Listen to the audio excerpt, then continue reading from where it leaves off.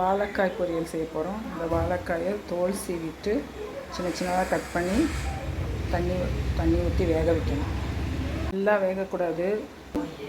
ஒரு கொதி வந்தோடனே இறக்கிடலாம். வாழைக்காய் வேக வைக்க முடியும். தேங்காய் வரைச்சிக்கலாம்.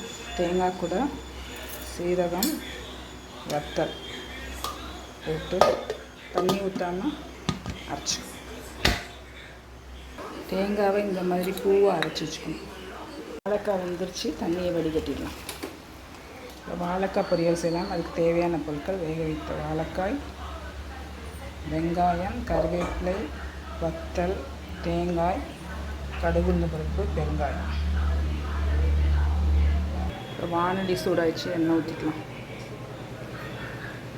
எண்ணெய் சூடாயிடுச்சு, கடுகு உளுந்த பருப்பு போட்டுக்கலாம். கடுகு உளுந்த பருப்பு பொரிஞ்சிருச்சு, பெருங்காயம் சேர்த்துக்கலாம். வத்தல் போட்டுக்கலாம். வெங்காயம், கருவேப்பிலை சேர்த்துக்கலாம். வெங்காயம் வதங்குறதுக்கு உப்பு சேர்த்துக்கலாம்.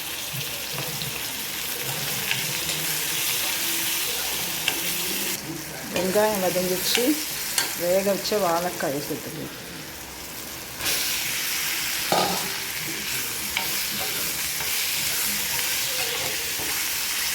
கொஞ்சம் உப்பு சேர்த்துக்கலாம். ஒரு 2 மினிட்ஸ் மூடி போட்டு வச்சுருவோம். இப்போ 2 மினிட்ஸ் ஆயிடுச்சு. நம்ம தேங்காய் சேர்த்துக்கலாம்.